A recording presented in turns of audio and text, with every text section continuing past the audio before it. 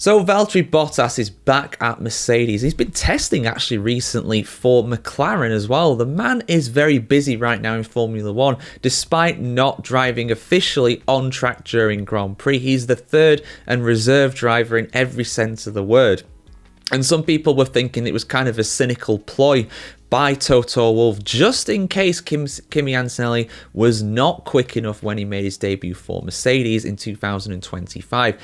However, Antonelli has been really impressive so far during his debut season. He's already broken a couple of records and matched a few other ones as well. I did a separate video going over those, which I think will probably be out before this one if you're on YouTube. If you're on one of the social media platforms, I don't know. I don't kind of schedule them, but it'll probably be out around the same time, if not.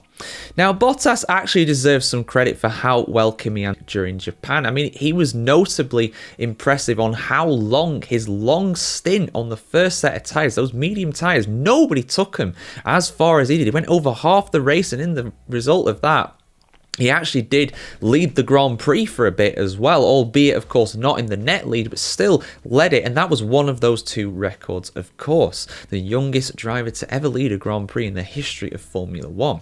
But let's have a look at how Bottas's influence did help Antonelli around Suzuka. Having someone as experienced as Bottas in Formula 1 who has driven many Grand Prix around Suzuka compared to Antonelli never having driven there before.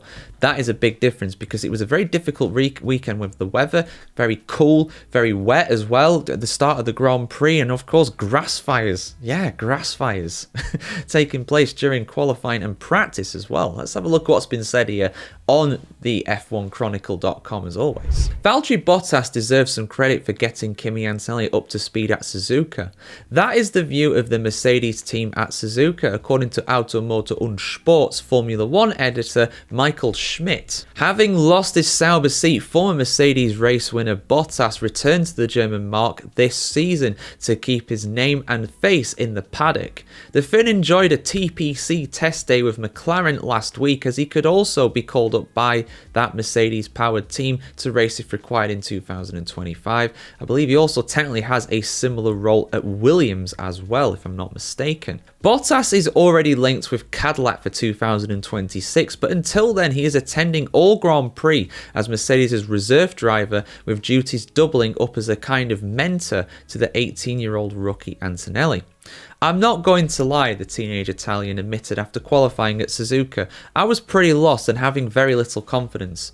Ultimately, Antonelli qualified P6, just 2/10 and 1 place behind his on-form teammate George Russell. Automotor und Sport Schmidt, that is a mouthful, nailed it first time, I'll take that, claims Bottas gave Antonelli valuable advice and guidance. He had problems all the time in the first sector, the German explained. The tyre temperature wasn't right at the start of the lap, according to Mercedes. Bottas did a very good job for coaching. He gave some tips on how to get the tyre temperature right so that he has grip in that first sector. It worked in all of the runs after that. So there you go. Good guy Bottas helping out Antonelli.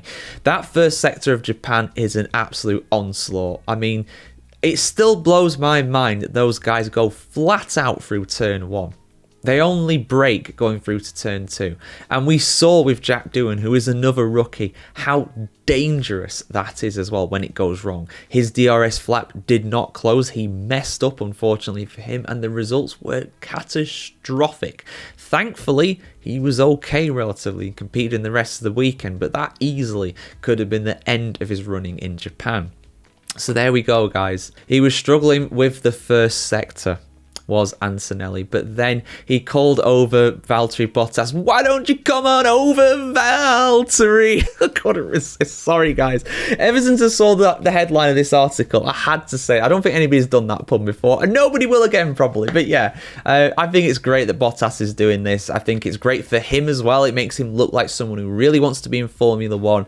As cool as Perez is and stuff like that, as much as I do like Perez, he's kind of just disappeared relatively massively. So I think it's very positive that Valtteri Bottas is in and around Formula 1. And I'm not judging Perez too much. The man's been in Formula 1 for a long time. He's got a young family. Spend some time with the kids. All good, man. I get it. But from a job prospect point of view, the fact that Bottas is travelling to all these Grand Prix, keeping fresh TPC programs for McLaren, maybe the same for Williams as well, testing for Mercedes, it's all going to make him look very, very promising to Cadillac or whoever takes him on next year, because I fully believe he's going to get a race seat next year. It's just a matter of with who it's going to be. I think Cadillac is the most likely, but Perez is very stiff competition. It's going to be a very interesting thing between those two. We've got two different approaches, staying out of the spotlight and being as much in it as possible between Perez and Bottas. Who gets the seat though? Let us know in the comments below. I'll put a video about Bottas's prospects as well for next season at the end of this one if you're on YouTube. If you're not, search up the channel, have a look, have a browse, go through some of our other videos. We've got loads of them here on the channel, guys. Have a great day. Hope you had a fantastic Japanese Grand Prix despite the lack of on-track action at the weekend. And yeah, see you soon for some more content like this.